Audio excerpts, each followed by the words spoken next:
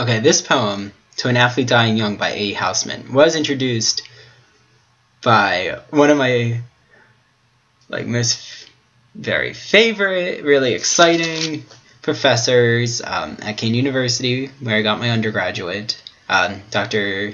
Daniel Gover, and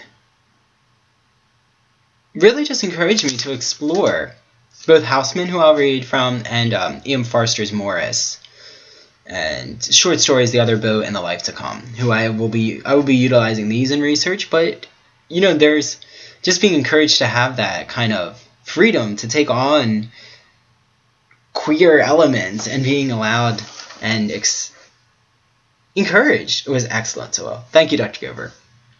And thank you, Dr. Janet Balakian and Dr. Elizabeth Hyde, Dr. Christopher Bolito, Dr. Celine Krause, Dr. Emily Filardo, Dr. Nirgupta Kasal, so Professor Kimberly Kiefer. I know there are others. Oh, Dr. Sarah Ducksworth. I'm sorry if I forget and I didn't name, but every professor in my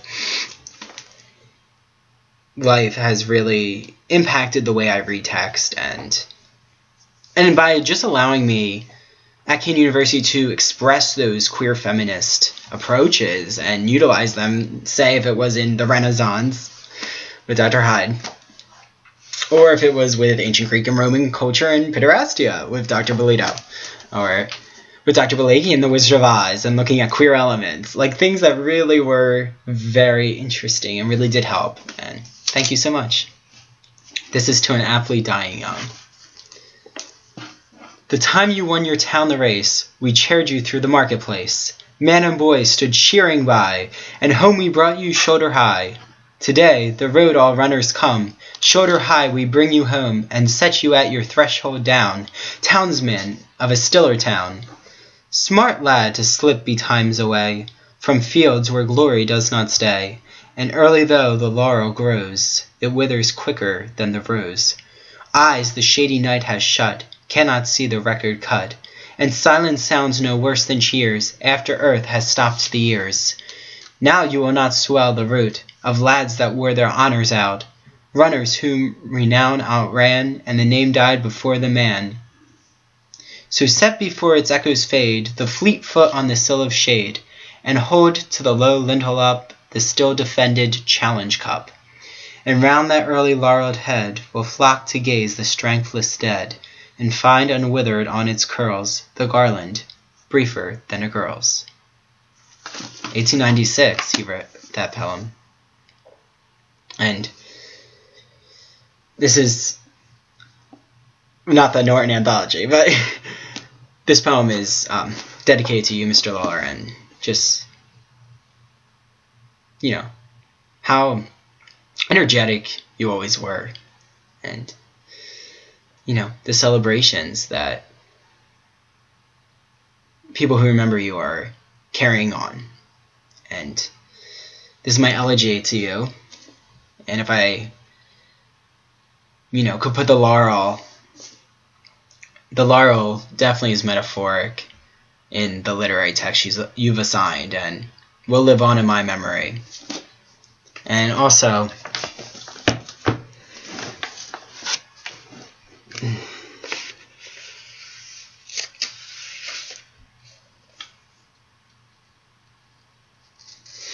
this is just chapter 45, a little passage, very small, that I'm choosing from Maurice by E. Forster. And it's when Maurice goes back to Alec Scudder, who is kind of a house servant, but lower in class than Maurice, who comes from a noble line. But this really, I dedicate to being allowed to freely think about these issues, starting with 11th grade AP Prep Literature.